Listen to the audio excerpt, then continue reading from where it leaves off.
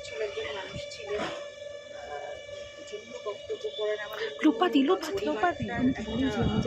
Driving force ছিলেন ক্যামেরাটা সরাও। তো সেই কারণে এত মায়ের মাকে যে এত মানুষ ভালোবাসতেন। গত দুদিনে প্রায় আইসিইউতে ছিলেন, প্রায় শতাধিক লোক দেখে গেছে। আমাদের স্পেশাল পারমিশন করাতে হয়েছিল। আমরা কোথায় মা বেঁচে থাকাকালীন বুঝতে পারিনি যে এত মানুষ অন্তর থেকে ভালোবাসতেন। সেটা মায়ের মা নিজে যেহেতু বেঁচে, শিল্পী, ক্যালকাটা বাইরের সমস্ত শিল্পীরা, আমাদের ফ্রেটার্নিটি বন্ধু বান্ধবরা, থিয়েটার জগতের মানুষরা সবাই।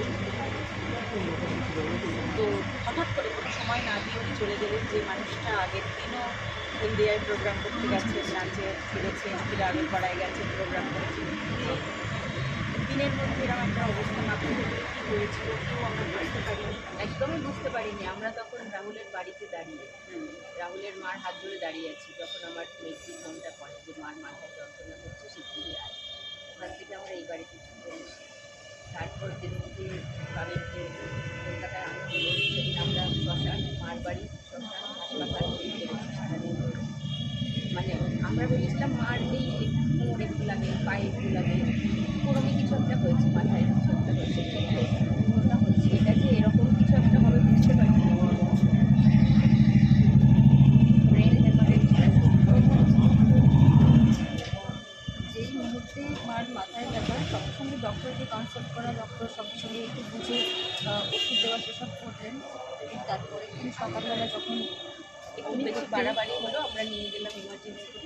ডাক্তার বললেন যে ইমিডিয়েটলি ব্রেনে সার্জারি করতে হবে। ওই যে মা চোখটা বন্ধ করলেন আর খুললেন না, কিন্তু মা সারাক্ষণ হাসতেন।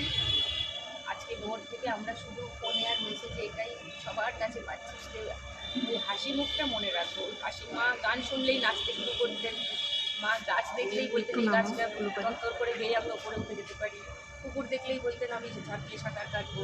বলতেন না, করতেন, করতেনও সাঁতার কাটতেন। আমরা ভয় পাচ্ছি, মা নাকি দিয়ে নিয়ে নেমে গেলেন সাঁতার কাটতে। হ্যাঁ, মানে She was পুকুর, so সমুদ্র, full of ঝিল, life, জল দেখতেই so ঝাঁপিয়ে full of life. So সবাই আমাদের এটাই বলেছে, কেউ তোমরা কেঁদো না। দীপালিদি সারাক্ষণ হাসতেন, তোমরা হেসে তোমরা সেলিব্রেট করো। দীপালিদির ওই বড় আর এটা ছিল টিপ, ল্যান্ডমার্ক সুন্দর টিপ। এখন উনি সাইজটা একটু ছোট করছেন, আগে বড় বড় টিপ, করতেন। সাজগোজ আর এখন বয়স নাচ। বয়স হচ্ছে বলে একটু ছোট এটাই করছেন। এটাই এটা আমি ছিল হাতে করে মায়ের। নিয়ে ঘুরছি যে কখন মায়ের কপালে এটা নিয়ে পড়ে। তো সেইভাবেই মাকে মনে হ্যাঁ, রাখি। শেষ মুহূর্তে মা প্রচণ্ড নেচেছেন। আর তারপরেই যেটা ব্যথাটা উনি করেছে। সব থেকে ভালোবাসতেন সেটা করতে করতে